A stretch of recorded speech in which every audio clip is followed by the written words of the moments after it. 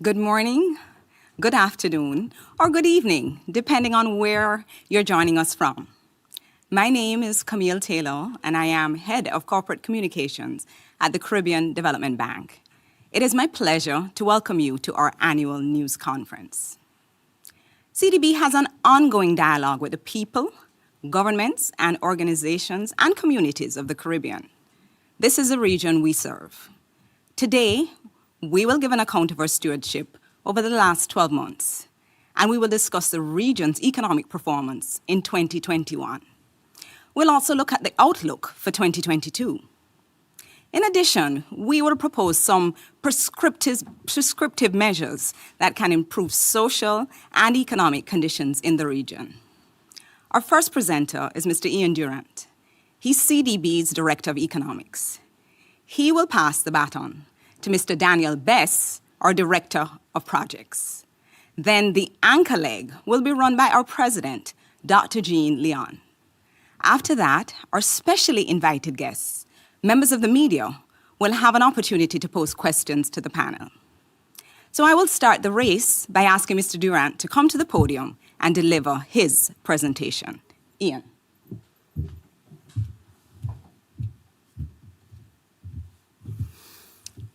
Thank you, Camille. Good morning to those present physically and to those joining us online.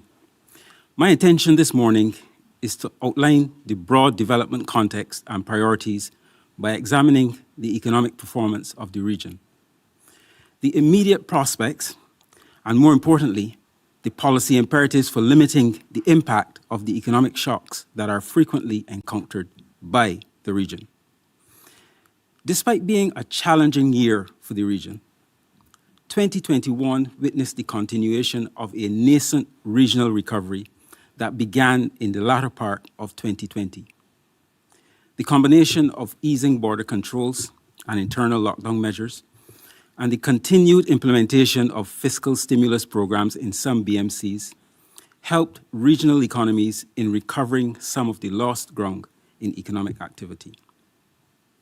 In 2021, CDB's borrowing member countries are estimated to have grown by 3%, with commodity exporting economies growing by 2.7% and service exporting economies expanding by 3.2%.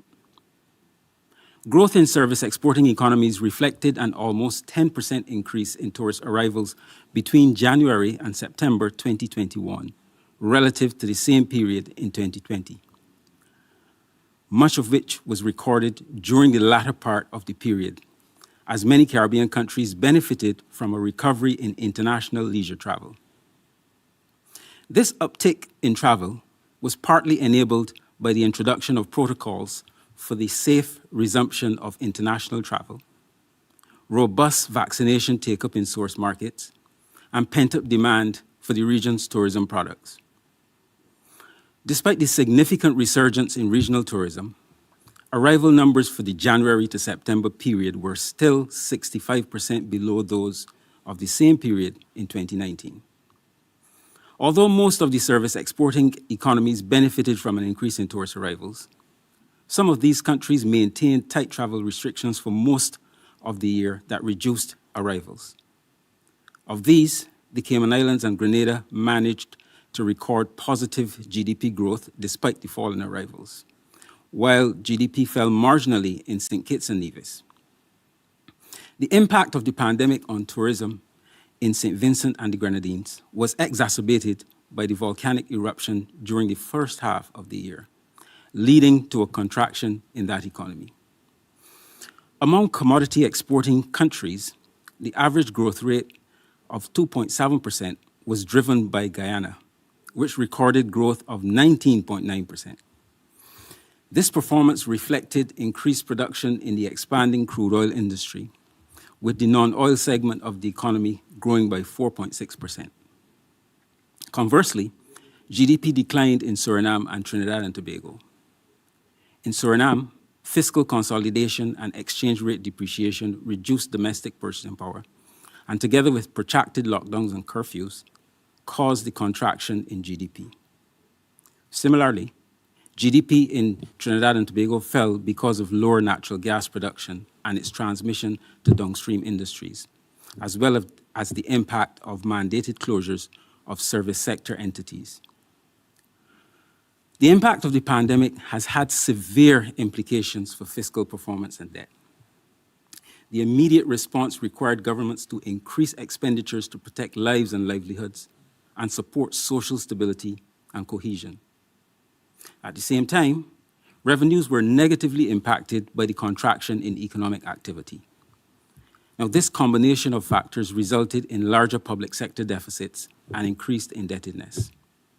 Consequently, the average central government debt to GDP ratio in CEB's BMCs increased by 17.7 percentage points in 2020, after falling slightly in 2019. However, the debt ratio declined by around 2 percentage points in 2021 to 80.5%. This reflected the improved GDP growth performance, together with the containment of expenditures as countries attempted to maintain some focus on debt sustainability while grappling with the fiscal challenges associated with the pandemic. The debt management efforts in Haiti and St. Vincent and the Grenadines were compounded by natural hazard events. Prospects for regional growth in 2022 are favorable, with growth projected to increase to approximately 9.1%. The projected outturn is dominated by Guyana, which is expected to grow by 47.5% as output in the oil and gas sector continues to build momentum. Among the other commodity exporters, a resurgence in energy production is anticipated to alleviate supply-side constraints and lead to an increase in GDP in Trinidad and Tobago, while the gradual easing of restrictions to movement and increased capital expenditure are forecasted to cause a turnaround in economic performance in Suriname. Service exporting economies are forecasted to gain momentum, growing at an average of 4.8%, reflecting the continued recovery of the tourism sector. However, sustaining the growth of tourist arrivals will depend on increasing vaccination rates, effective management of the pandemic without resorting to full and lengthy lockdowns, and continued confidence of source markets in the protocols established for safe travel to the region. The outlook for growth is also underpinned by expectations of accelerated implementation of some large infrastructure projects across the region. A key lesson from the impacts of the pandemic is that those countries entering the pandemic on a strong macro fiscal footing fared better in weathering the headwinds. As such, countries are redoubling efforts to achieve that sustainability despite the extant challenges. Many countries are implementing programs to achieve sustainability with support from the international financial institutional community, including, of course, CDB. Others are doing so outside of supported programs, but have established explicit fiscal anchors to function as platforms for macroeconomic policy frameworks. BMCs have taken steps to contain expenditure, optimize revenue collection, minimize interest cost by accessing concessional sources of finance, and in some cases have restructured or are restructuring debt. Consequently, CDB is projecting continued decline in debt ratios as BMCs target the internationally accepted threshold of 60%. Now, the outlook is subject to a number of downside risks that could lower growth prospects and affect fiscal outturns. These include the emergence of new COVID variants that result in spikes in infection, illness, hospitalizations, and death, inflationary pressures caused by supply chain disruptions that reduce purchasing power and global demand, heightened geopolitical tensions, rising interest rates, and of course, natural hazard events. The impact of the pandemic exposed the structural weaknesses that have resulted in the region's acute vulnerability to global economic shocks. The impact of the pandemic caused socio-economic dislocation in all countries across the globe, but there's no doubt that the high export concentration, especially in tourism, that results from the structural weaknesses affecting the region made the economic impact far deeper. What is clear is that the rescue and recovery efforts must be consistent with the longer-term repositioning of the region's economies that is necessary to reduce these vulnerabilities. The region must become more resilient in all of its development dimensions: social, production, financial, environmental, and institutional. But I want to focus on addressing production resilience. Of course, there's a symbiotic relationship among these dimensions of development, but production resilience speaks to the ability of the economy to withstand and recover from shocks, and relies critically on diversified exports in small economies such as our BMCs. At present, exports in the region are largely driven by countries' natural resource endowments, whether tourism assets or mineral deposits, largely because of the lack of competitiveness of the economies. This has led to a situation where the largest export product accounts for more than half of total exports in many countries, and this creates an acute vulnerability. So what are the imperatives for repositioning the economies to achieve diversification of their exports? Well, the overarching need is to create more innovative and competitive economies. I will identify a few imperatives in this regard. Firstly, we have to make public sector regulatory processes more efficient, accessible, and easier to navigate by improving the underlying business processes and utilizing digitalization. Time-consuming regulatory processes increase production costs and lower labor productivity, making it difficult for domestic producers to compete globally on price. Secondly, we need to prioritize the development of sustainable energy options. This would have the effect of stabilizing or reducing energy costs and promoting energy security. Thirdly, the region needs to upgrade logistics quality. This includes improving road networks, ports, storage facilities, trade-related processes, and connectivity. This makes it less costly to exchange goods, services, and ideas. Fourthly, education needs to be modernized so that we prepare students for the future of work, teaching them for digitalization and through digitalization. Fifthly, the region's economies must exploit the full potential of the larger protected CARICOM single market and economy. This requires, in addition to the foregoing, cooperating and synchronizing standards, procedures, processes, and infrastructure to facilitate the intra-regional trade and the development of regional supply chains. A common theme running through all the imperatives is digitalization. And fully exploiting digitalization is key to driving innovative and competitive economies. In summary, 2021 marked the continuation of the regional recovery, and we expect this to continue in 2022. However, as we rebuild, we must focus on building back better to reposition the region for greater resilience, including production resilience. The impact of COVID-19 has shown us that it cannot be business as usual. Instead, it should be business unusual as we seek to move our nations into new export sectors that can drive us towards sustainable development. This policy agenda is urgent, and the future is now. I now turn you over to our Director of Projects, Mr. Daniel Bess, to update you on the ways that CDB has been supporting countries in increasing resilience. Thank you.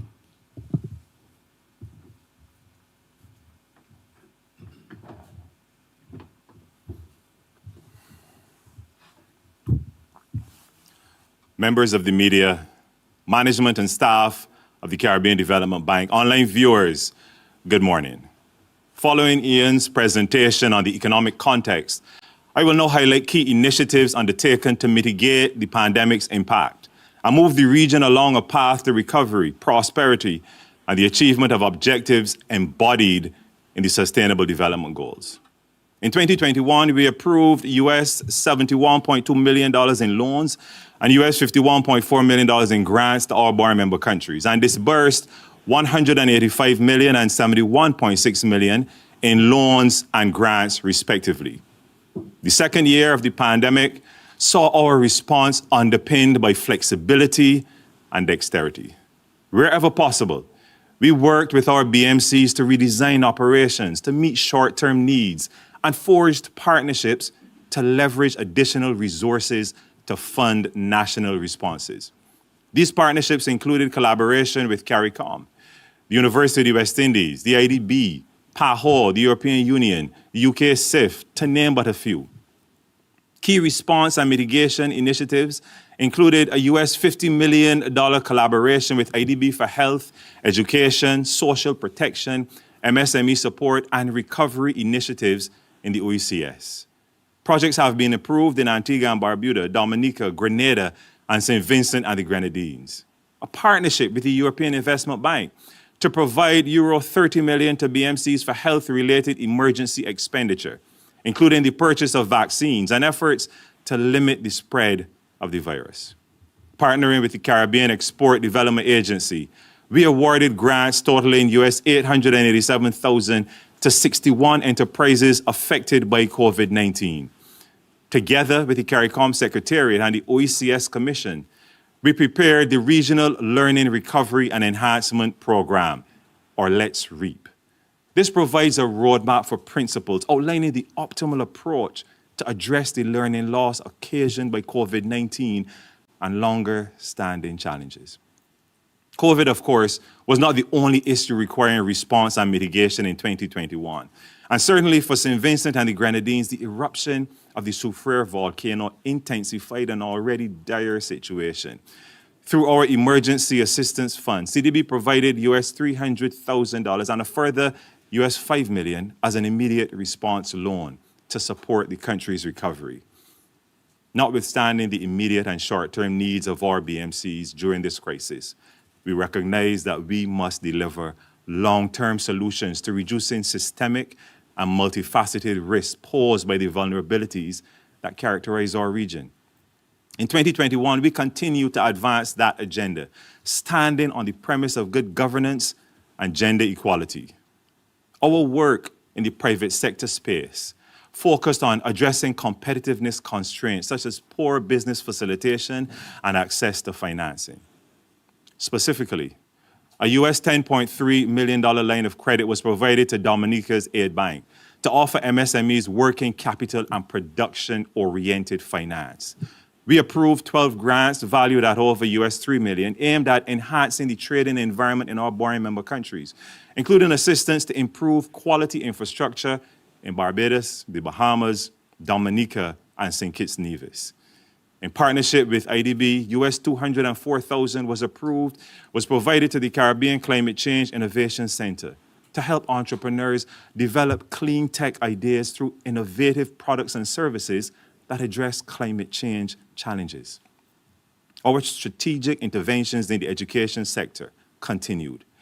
In St. Vincent and the Grenadines, under the TVET development project, the science and technology block at the Dr. J.P. Eustace Memorial Secondary School was completed, resulted in a full suite of programs, including ICT and chemistry, being available to 500 students, including 210 girls.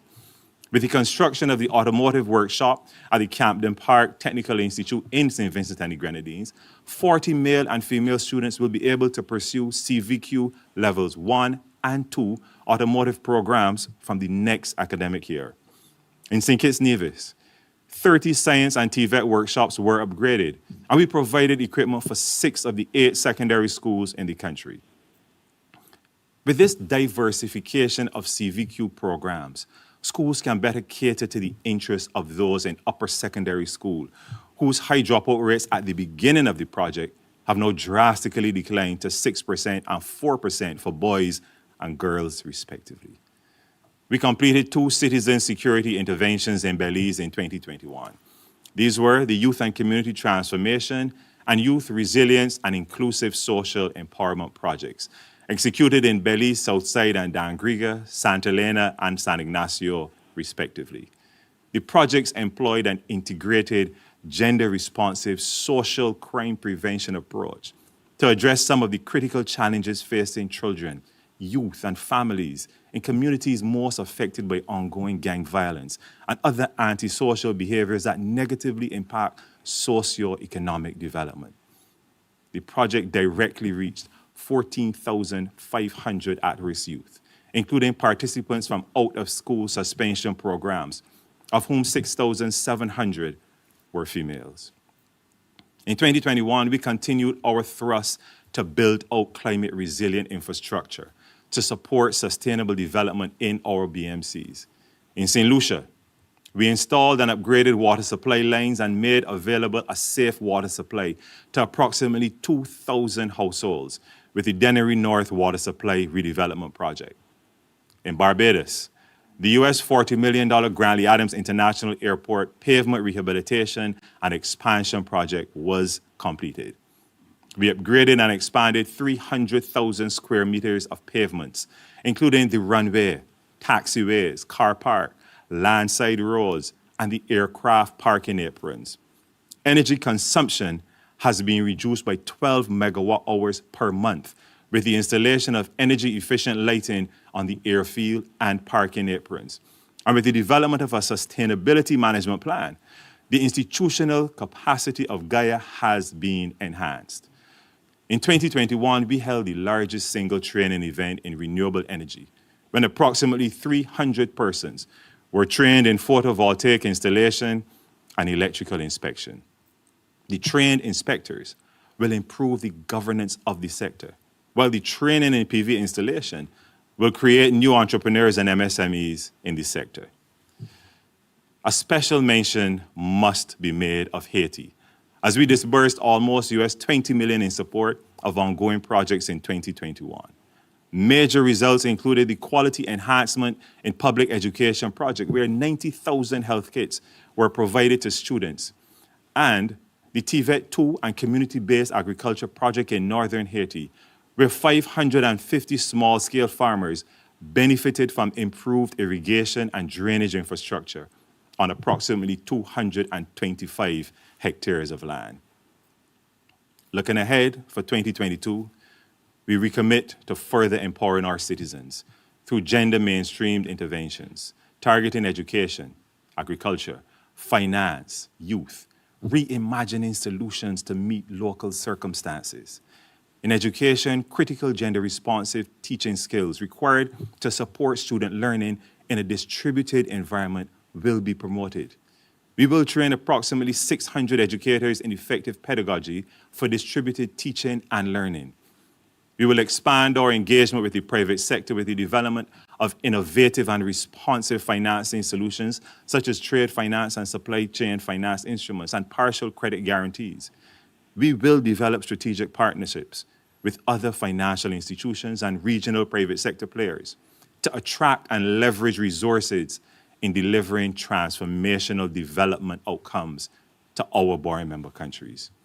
In keeping with our commitment to ensure the alignment of the operations of the goals of the Paris Agreement, we will continue to scale up our climate finance portfolio and pursue game-changing investments to enhance the effectiveness of our climate action. Consequently, CDB expects to mobilize up to US $150 million in concessional climate finance through the Green Climate Fund. We are working with our countries to develop additional projects for GCF co-financing to improve the sustainability of future climate finance flows to the Caribbean. Implementation of the EU-funded Caribbean Action for Resilience Enhancement, or CARE program, will commence by March 2022 and will provide grants to support climate resilience. A revamped energy sector policy and strategy will promote the energy sector as an emerging area of sustainable opportunities in light of the large-scale shifts required for achieving carbon neutrality. These opportunities lay the basis for economic diversification, resilience, and growth linked to the production of new green commodities. Capitalizing on the reintroduction of our gender focal points in 2021, CDB will launch another round of country gender assessments and continue to support prevalent studies on gender-based violence in the Caribbean. Through the continued rollout of our gender equality training programs to close existing knowledge gaps and gender-related evidence and data, We will deepen the integration of gender equality considerations within our board member countries and internally.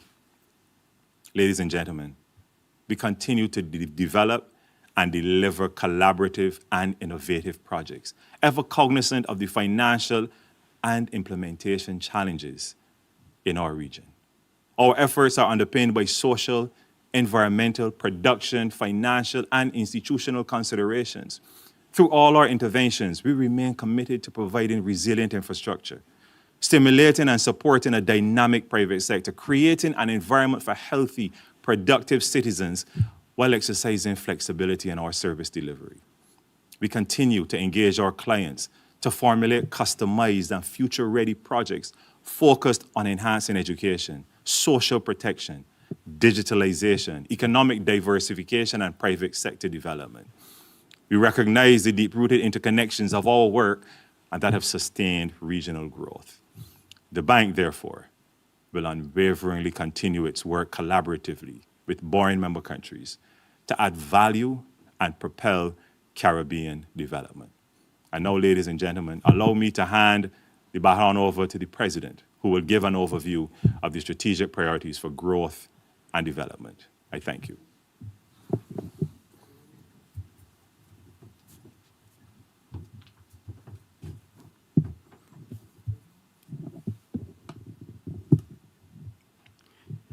Good morning, all, both present and the online audiences. And so I'd like to continue. Good morning, good afternoon, and good evening, wherever you are, as led by our head of CCU. Let me welcome all of you to our 2022 press conference.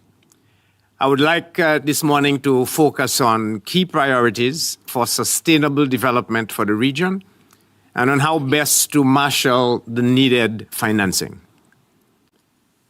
The pandemic has debilitated our region, resulting in significant loss of life, decimating productive sector activities, disrupting education services, exacerbating gender and income inequalities, and disproportionately affecting poor and vulnerable groups in our society.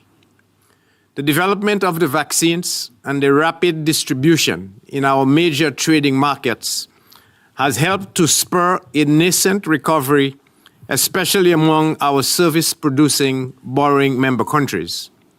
But growth in the region remains subpar.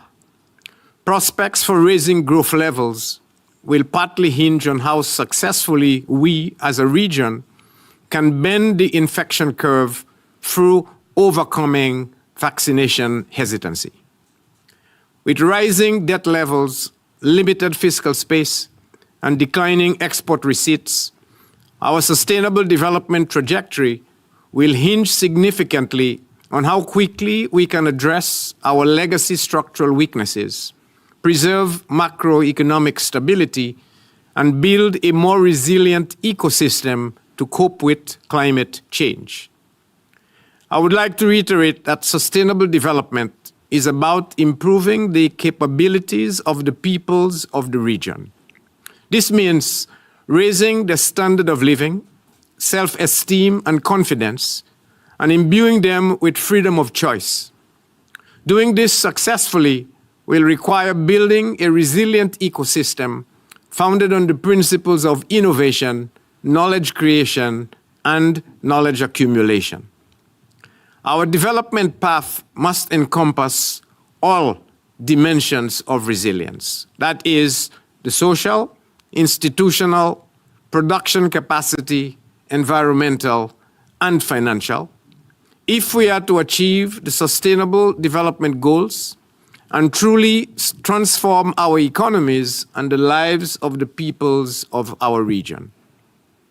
In our view, achieving sustainable development necessitates prioritizing 5 critical areas which map into our 5 areas of resilience.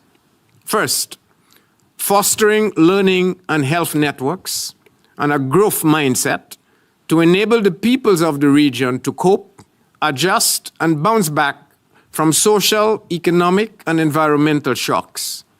This means deploying digital technology to deliver on universal medical service coverage and on developing region-wide learning systems that leverage scale and efficiency to promote inquiry, discovery, and problem solving.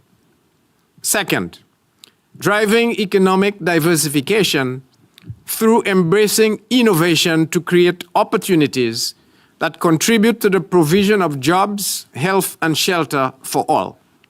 We must develop the blue, green, and orange economies as a connected knowledge and industrial chain.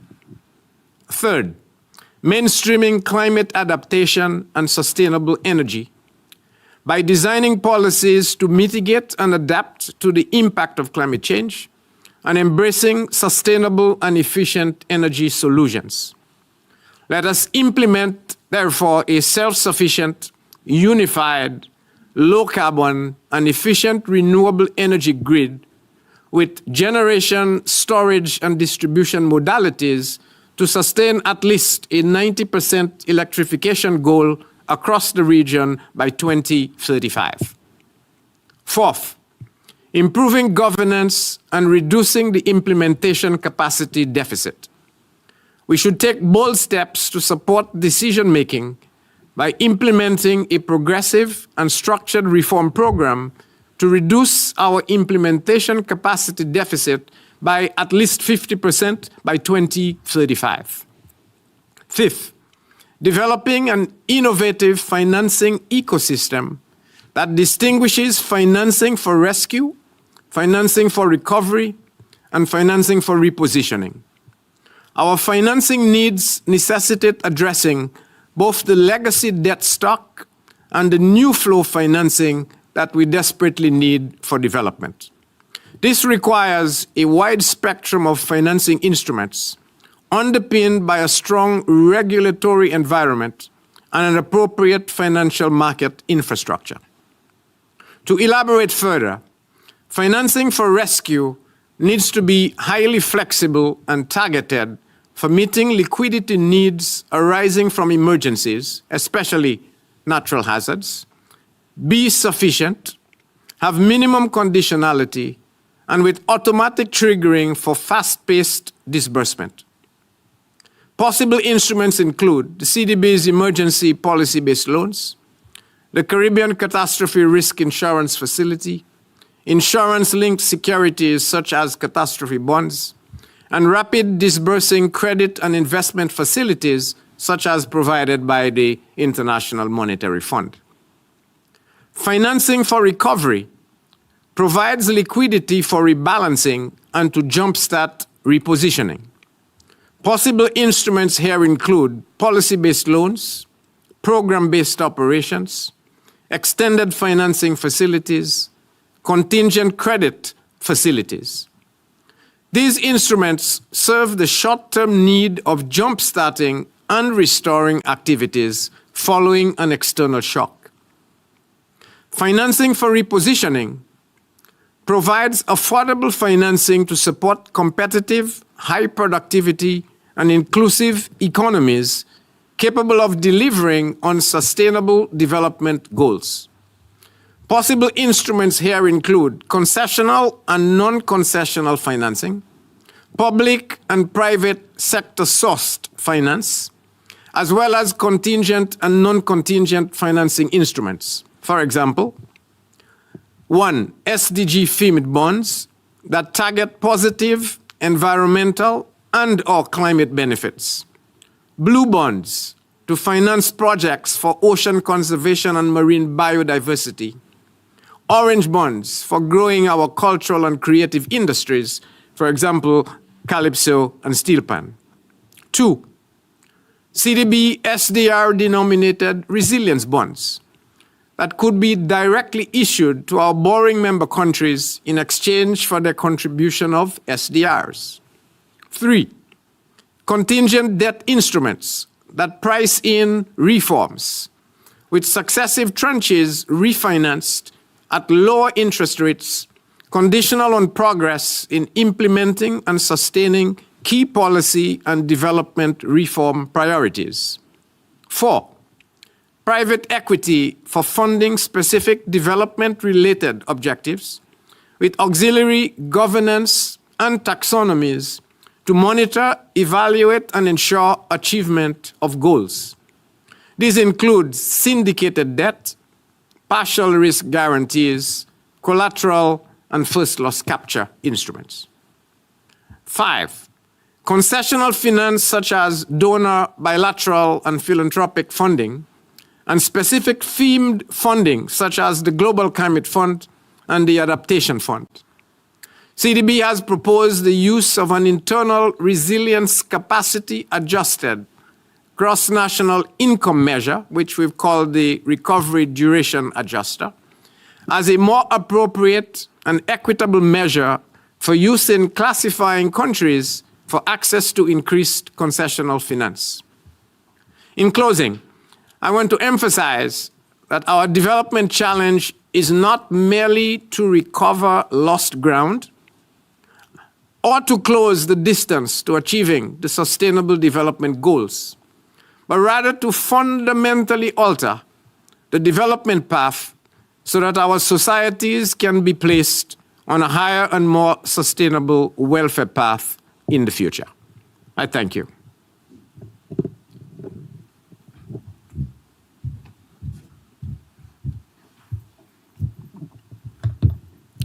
Thank you, gentlemen. And now, we turn the baton over to our friends in the media. For the question and answer segment, we are asking that if you'd like to pose a question, please indicate by raising your virtual hand. When you're acknowledged, please unmute, turn on your camera, and ask your question. If it is for specific panelists, please indicate who you would like to answer. My friends in the media, the floor is now open.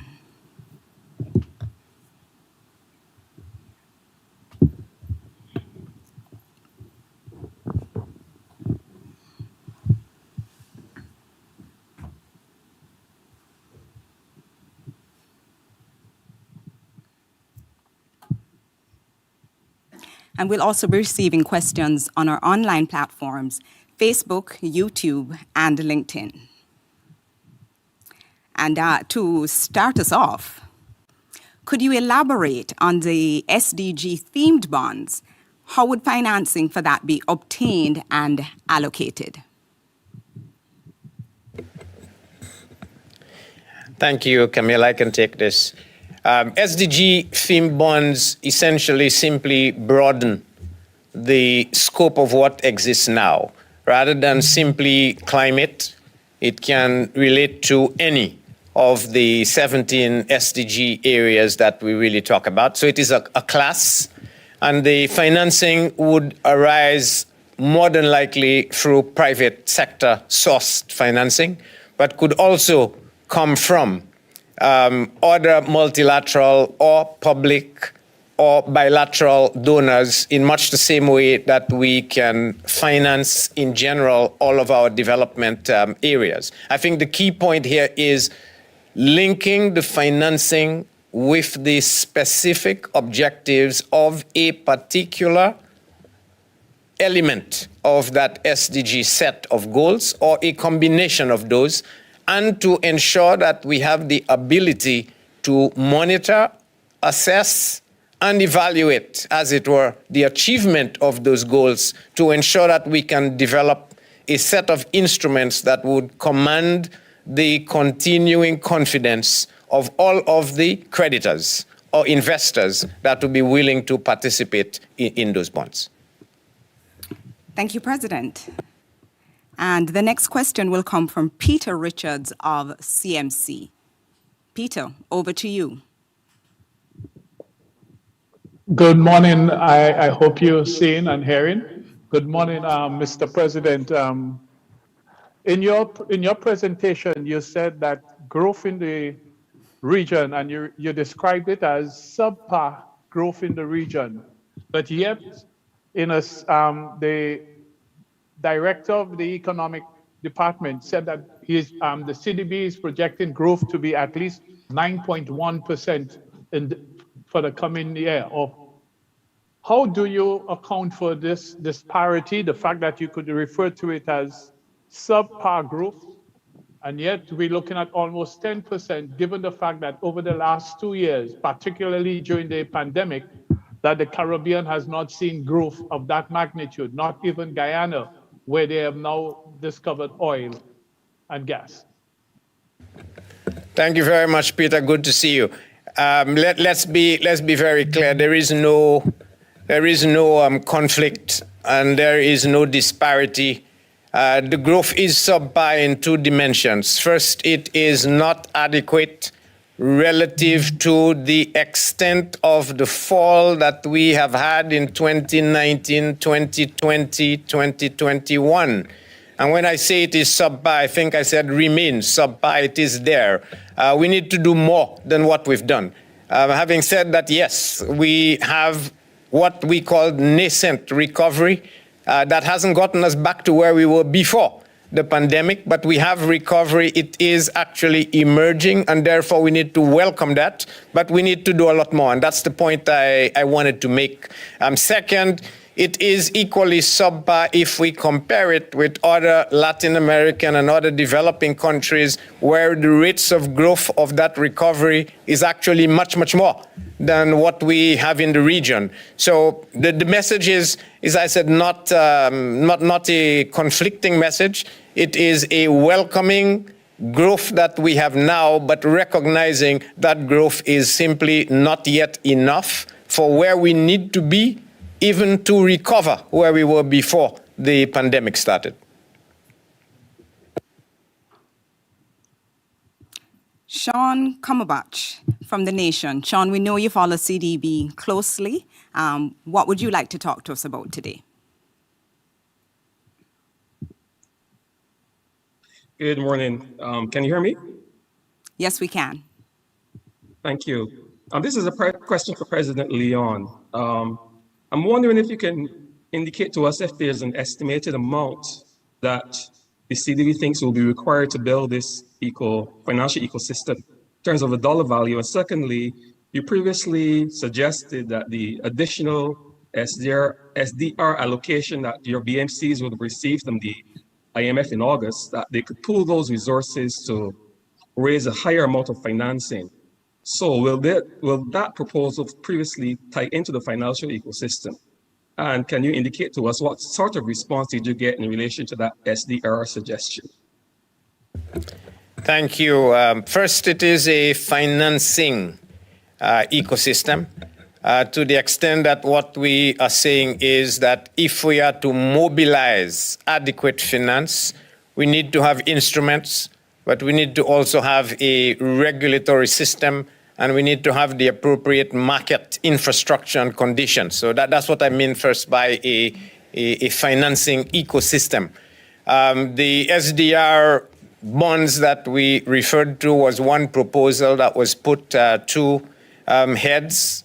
We are still actually discussing this as we speak, so I cannot indicate how much support there is, but let's say it is a question that is being at least impressed on governments, that there is a fundamental benefit from pooling resources, leveraging those resources from the strength of the balance sheet of the CDB, and deploying those resources for development in a way that will be a lot more effective than either of our member countries can do on their own if they were to use just their portion of those SDRs. So that's the key benefit that we are talking about. In terms of magnitude that you asked, again, we can barely be indicative here. If we are talking about resilient development, holistic, resilient development, and we take a few elements, whether it's infrastructure, education, digitalization, security, and social development, I think we can be easily looking at a sum, let's say, north of $100 billion over the next 9 years through to about 2030. So we are talking big dollars here, B's, not M's. And therefore, when I say financing ecosystem, we have to be able to draw in funds from many, many sources, both donors, public, philanthropists, and private sector, as a means of beginning to make that dent in mobilizing the extent of finance that we do need for the next, say, decade going forward. Thank you, President. Vishani Raghaber from Newsroom Guyana. We'll take the next Hi, good question morning, from everyone. Hi, good morning. Thank you. Two quick questions from me. Firstly, something that wasn't talked about too much, but I'm hoping you can expand on this. What is the role of agriculture in sort of building the resilience spoken about, particularly as the region is talking so much about reducing its import bill? So what is the role of agriculture, firstly? And secondly, Mr. Durant, you spoke about the transition to more sustainable energy. How does the CDB sort of encourage countries to prioritize this when significant resources are continuously being used to help recovery efforts from external shocks like the COVID pandemic and natural disasters? Thank you so much for the question. So, Vishani, agriculture is central to the CDB's strategic priorities moving forward and currently existing as well. Many of our projects within the agriculture sector focus on climate resilient or climate smart agriculture. And we have actually delivered quite a few of these from Jamaica to Grenada, Guyana, inclusive, where we support farmers, both small and medium scale farmers, in the development of technology such as drainage, irrigation, appropriate crops for the climate, but also under the study that we rolled out back in 2019, the state of agriculture in the Caribbean, one of the things we focus on is the importance of the value chain within the agricultural sector. And so we've been moving, therefore, to partner with anchor purchasers, large commercial entities, to provide small farmers with the kind of knowledge and skill sets they require to deliver quality produce. Also, we've developed quality infrastructure, as I would have presented on, and training in areas such as health and sanitary and phytosanitary conditions required for export and market penetration. So I want to assure you that agriculture is central to the bank's strategies, as well as our strategic priorities to increase food security within our region. Thank you. The next question is from Al Edwards of Or Today. Sorry. Please go ahead, Ian. You'll handle part two. Yes. So renewable energy is, in fact, a priority of ours. But we also recognize that debt overhang is a challenge. But countries have to continue to borrow to finance priorities. So basically, it is about identifying priorities and focusing on those. But we do recognize that debt overhang is a challenge. Al Edwards from Or Today.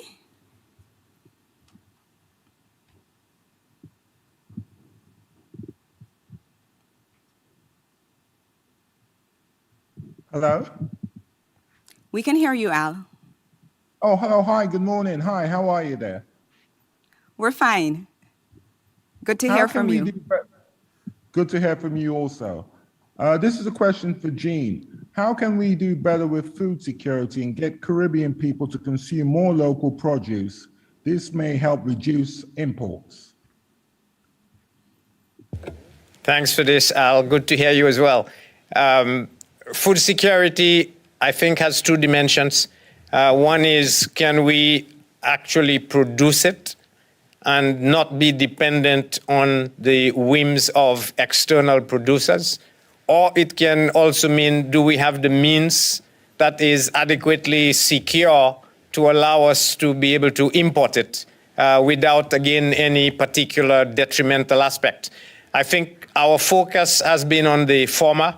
where we can actually produce adequately and therefore break the link to the need for exports. And there are many, if I could say, initiatives afoot. I can speak in terms of the current committee that's looking at the Guyana, Suriname, Belize, Jamaica, Trinidad aspects of pulling together agricultural production for self-sufficiency of the entire region to actually be able to go forward. But that in itself is not going to solve the food security issue. We need to be able to ensure that we have an appropriate transportation network to at least facilitate that from the farm to the tabletops of all of our households across the region. We would need to ensure we have the standards and the phytosanitary requirements to ensure that in genuine fact, we are having our people consume the same quality or even better quality than they would if they were to actually import from overseas. And at the same time, the relevant legislative and trade facilitation elements within the CARICOM CSME structure that would allow us to be able to benefit from that overall initiative. So yes, we do need to focus on this. I think it's an important going forward element, but the various components need to be addressed at the same time. It's not just producing the particular foods. And I need not tell you equally, there has to be a cultural reset. You and I know very well that lots of Caribbean people, we have sometimes a preference for foreign. Accepting ours as good as foreign is equally a switch in mindset that we would need to do so that we can welcome the very idea of growing our own, using our own for the benefit of our own people. Peter Richards from CMC has another question. Yes, I do. This is for the president again. I know you've been visiting a number of Caribbean countries since your appointment as CDB president. Now you've spoken in the same breath about economic increase, GDP over the next 2 years. But what we have seen in some of the Caribbean countries, we've heard trade unions making demands for salary increases. We've also seen in many instances, both in some government and as well as in the private sector, what was referred to as restructuring, jobs being lost and what have you. Given that we are projecting that the Caribbean is likely to see an increase in GDP going forward, would the bank, in its deliberations with its borrowing member countries, advocate at least some form of cap on salary increases going forward? Peter, we never try to dictate those matters, even if you couch it as suggestions to governments. I think the message is always the same. We want to give governments, our member countries, the best advice that we can with the hope that they would make the appropriate decisions for their people. And that has always been the gold standard.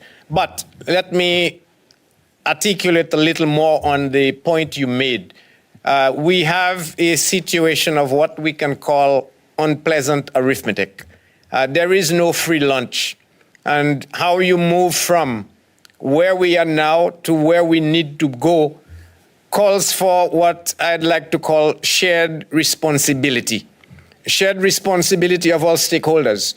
Governments building confidence with their people on the policies that are being implemented, ensuring that that implementation is communicated, ensuring that it is broad-based and it aims to generate the sort of equity and self-benefit across all stakeholders of society that we are all looking for.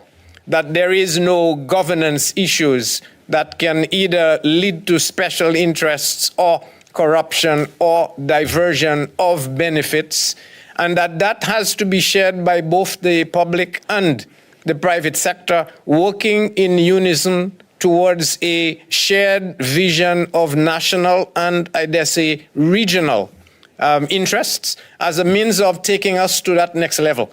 But it would be foolhardy either for us to state or, for that matter, other elements of society to believe that at the very first signs of the beginnings of growth, that what we need to do is to try to gather the entirety of that small, and I said it wasn't even growth yet, but the beginnings of growth, and then say we want all of it. It doesn't work that way. We have to see of distribution. We have to have a sense of fairness, a sense of equity, but a sense of shared responsibility going forward. And we're going to turn to our virtual channels, our social media audience. There's a question via YouTube for Mr. Daniel Best, our Director of Projects. Are there any future plans to continue investment in agro-crops such as sweet potato? Thank you so much. And absolutely, the short answer to that is yes. As a matter of fact, we provided support to Cardi looking at exactly that particular crop.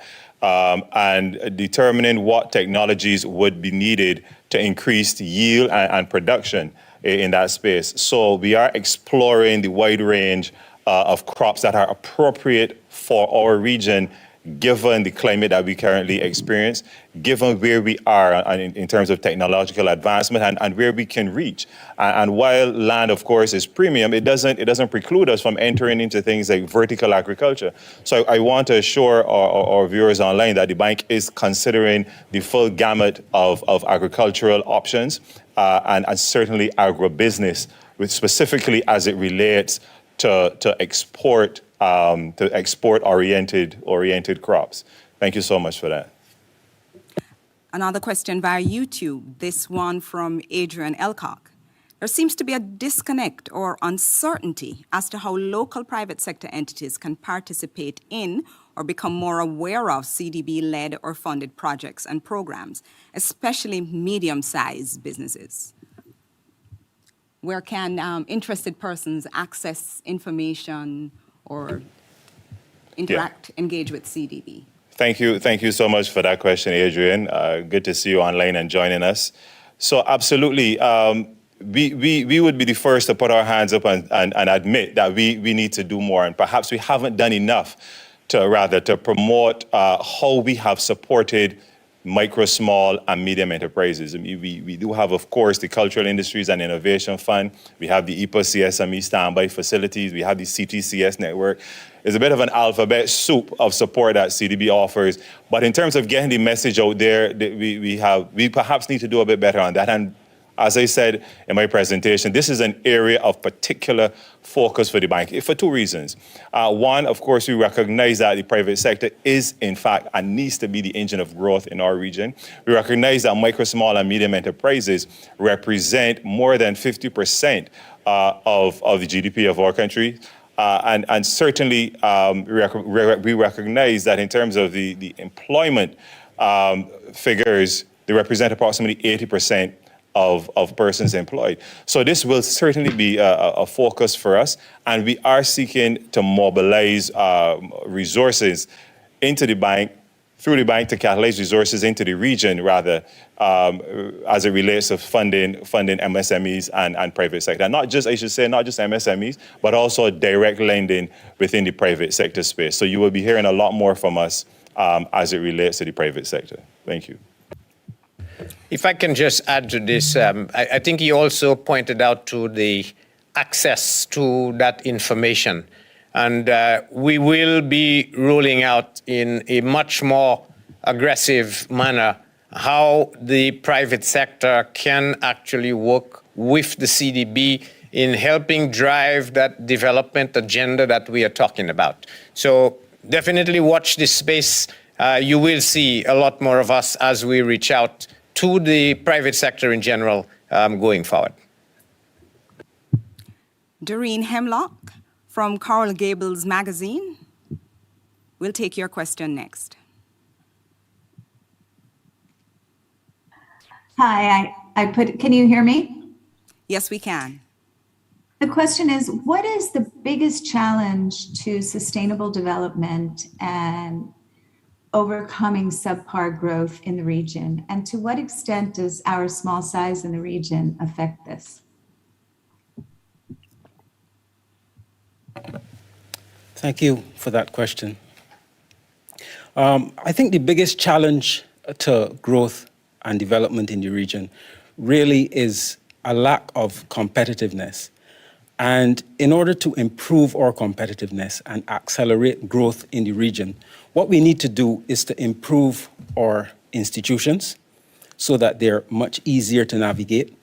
But we also have to improve our infrastructure.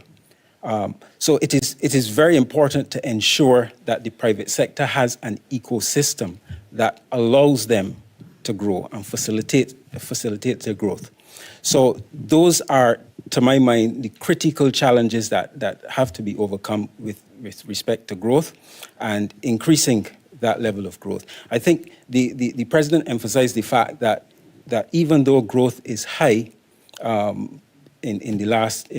even though we are projecting high growth for 2022, it doesn't yet begin to recover and put the region back to where it was in 2019. And even in 2019, there were some countries that hadn't recovered from where they were prior to the Great Recession. So we really need to accelerate growth. And the key to that is to improve competitiveness so that we can facilitate export diversification that can help us to counter the volatility that is experienced in the region as far as production is concerned. Nicole Pitter-Patterson is asking, what initiatives are being pursued to catalyze women's economic empowerment within CDB member countries? Thank you, Nicole. Gender equality, and more importantly, the rollout of our Gender Equality Action Plan focuses on the role that women play in the development of the region. But we also have strategies and plans to starting at the secondary school, starting with education, starting with basic education, to ensure that the curriculum meets the requirements of a society that focuses on gender equality.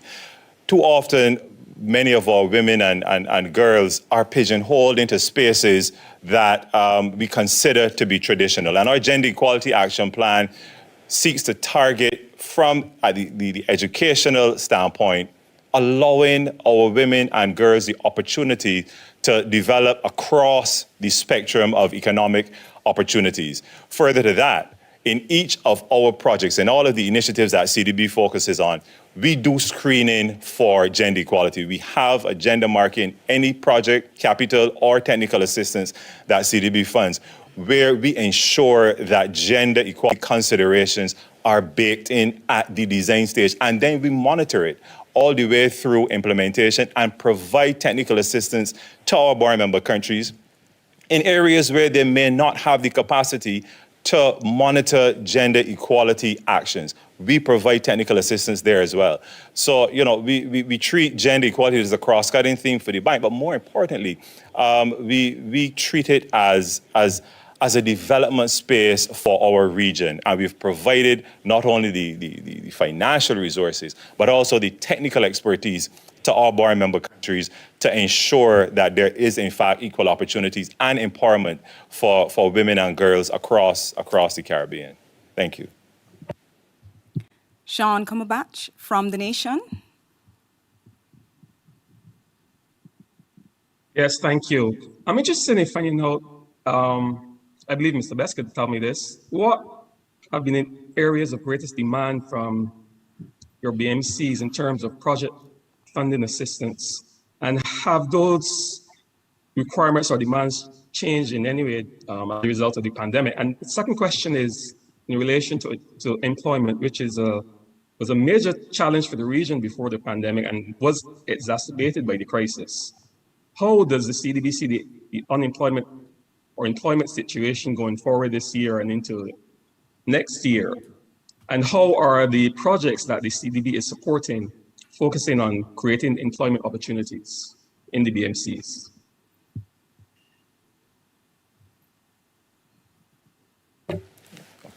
Thank you. So I'll take the first part of the question, Sean.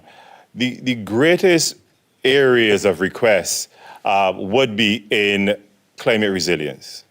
You know, we live, as we say all the time, in a tough neighborhood. We have 7 of the top 10 most vulnerable countries in the world as members of our bar member countries.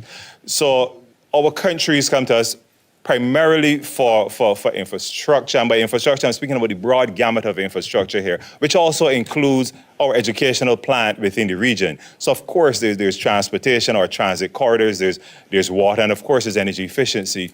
Come to us seeking support to build resilience within the infrastructure in our bar member countries. Now, the challenge is really that, you know, primarily donor resources have been focused on mitigation. Of course, coming out of COP26, we recognize, I think the world has recognized the importance of the shift. So the Glasgow Climate Pact speaks to the importance of the shift to adaptation. And that is an area that CDB has been supporting our bar member countries. Most of our infrastructure, it's tough to say that in 2022, most of our infrastructure was still built in colonial times and for a climate reality that no longer exists. And so as CDB, we have recognized this and sought to respond by supporting our countries in providing resourcing for adaptation, for climate resilience, and for screening all of our projects for exactly that, climate vulnerability. So the short answer to your question would be in the aspect of building resilient infrastructure across our bar member countries. And I'll pass the proverbial baton over to Mr. Durant. Thank you. Thank you. Thank you, Daniel. There is no doubt that unemployment has increased as a result of the impacts of the pandemic. Many of our countries specialize in tourism, and tourism is extremely labor intensive, so that the impacts on tourism have resulted indeed in significant unemployment. Now, obviously, as the economies pick back up, employment is going to increase.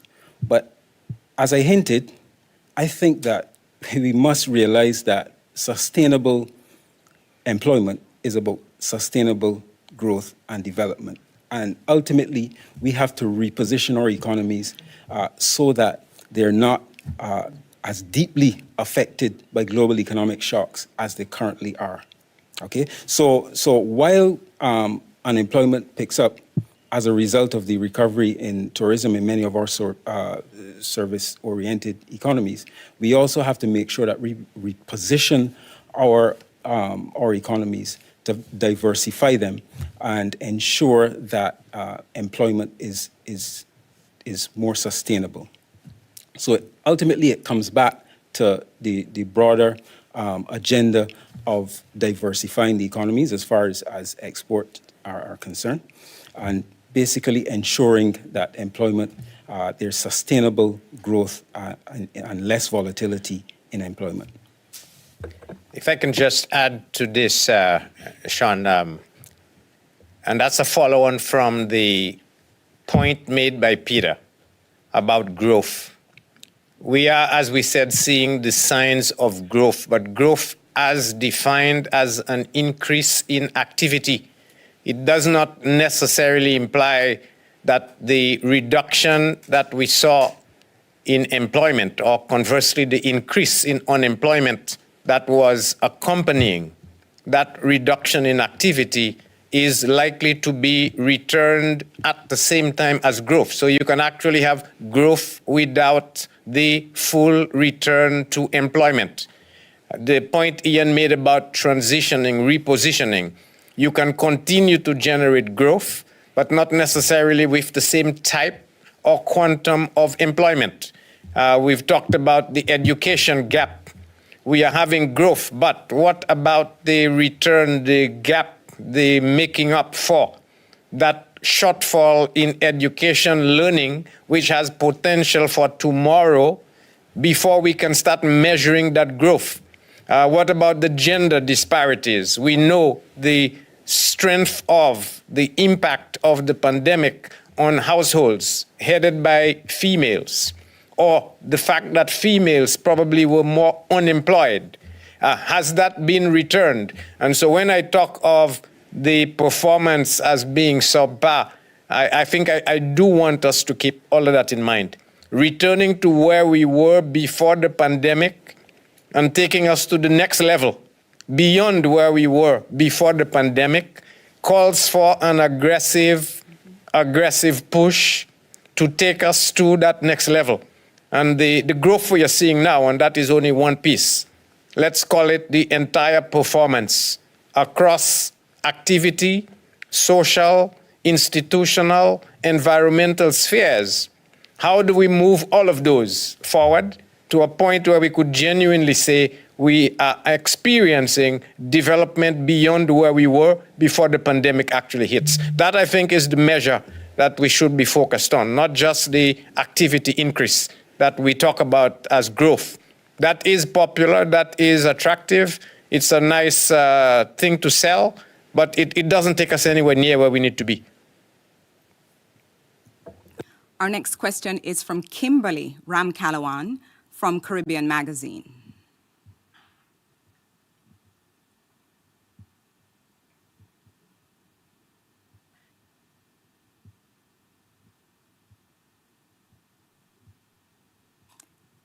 Kimberly, are you there?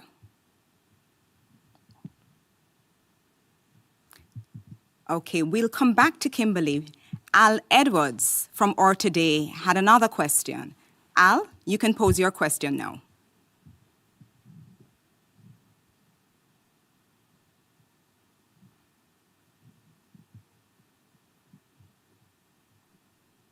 Hello? Hello?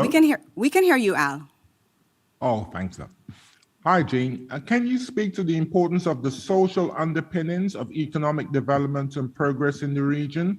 We are seeing crime on the rise, which is impacting development and just the social discourse in the Caribbean. Can you speak a little to that? Well, I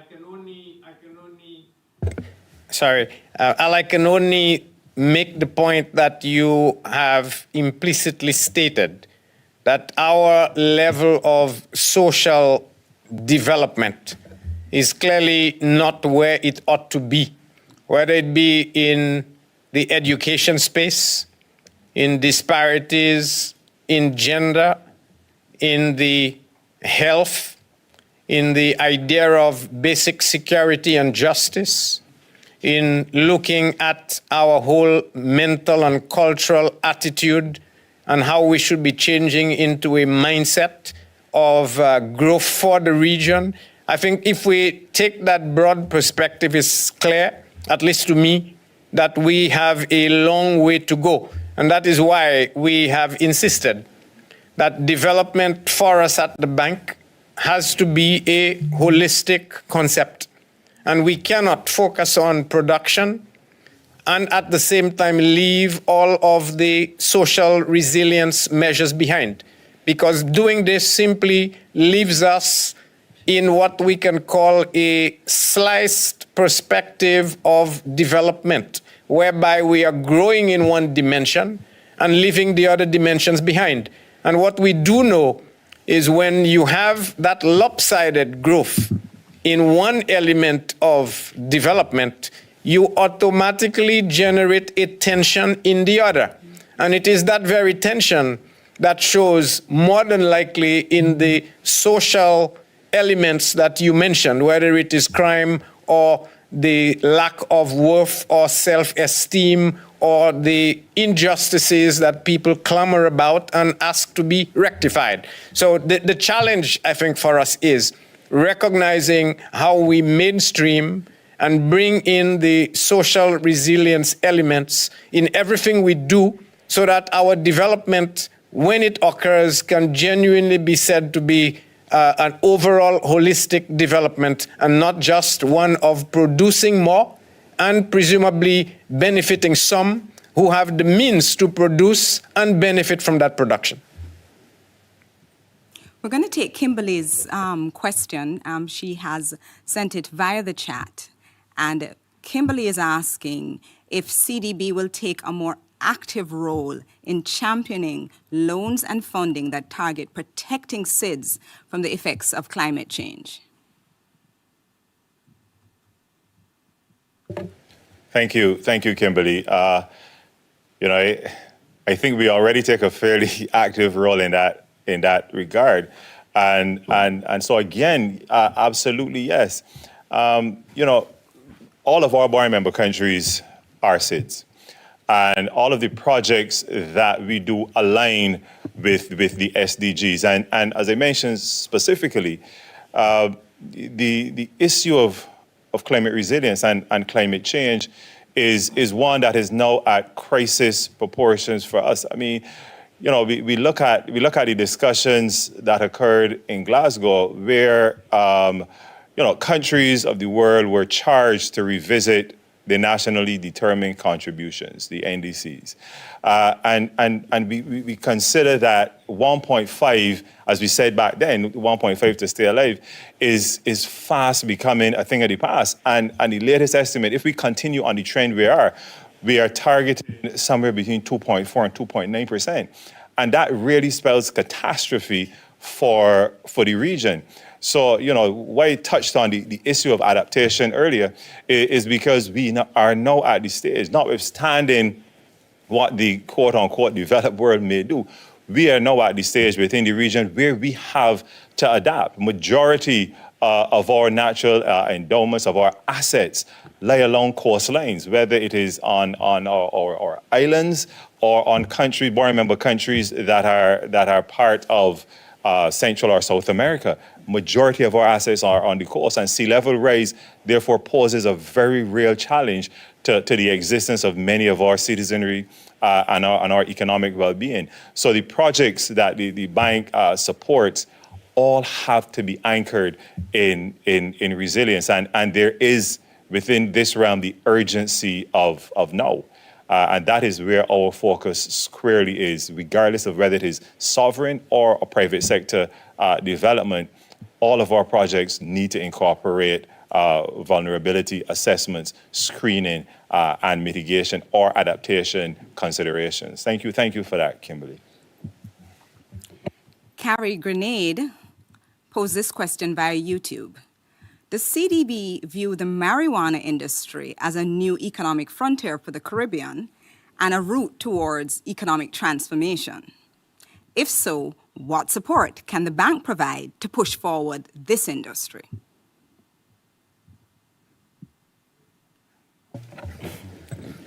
Hi, Carrie. I trust you would have come up with the most awkward question of the day. But look, let's call a spade a spade.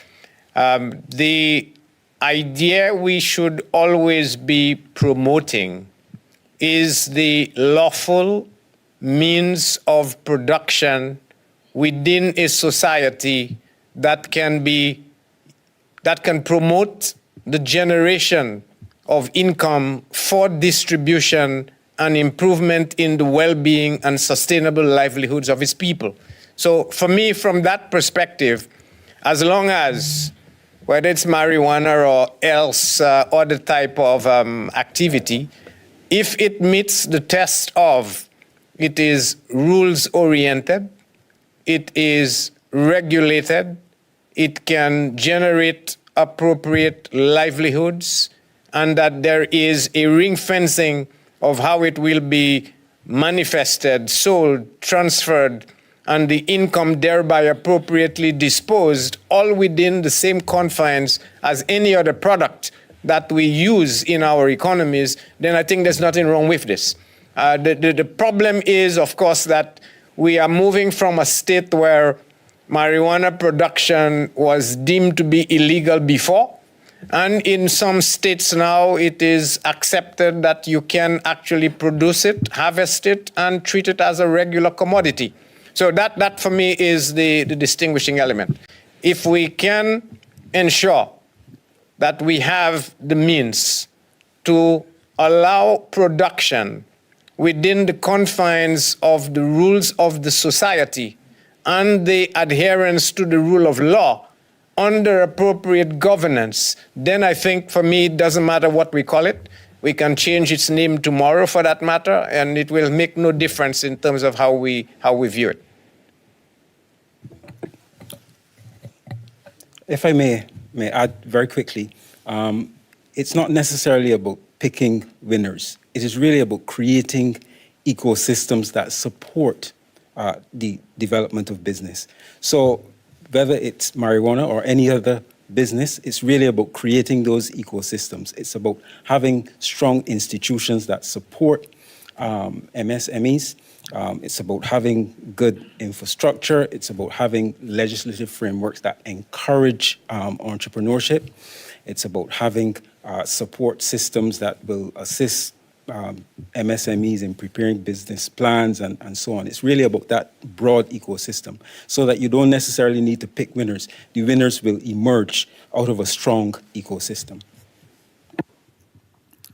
I think that's a fitting note on which to bring to an end this Q&A session. We are not only out of time, we are over time, but it has been exciting, engaging, and informative.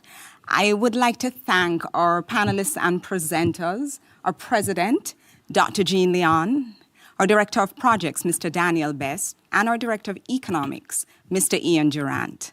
I'd like to thank the journalists that took time out of their busy schedule to be with us this morning and to pose their questions. And of course, the dialogue continues after this. It continues on our social media channels, in our spaces. We want to hear from you. We'd like you to join the conversation. The region's development is everybody's business. Until we have the opportunity to engage again, please take care and stay safe.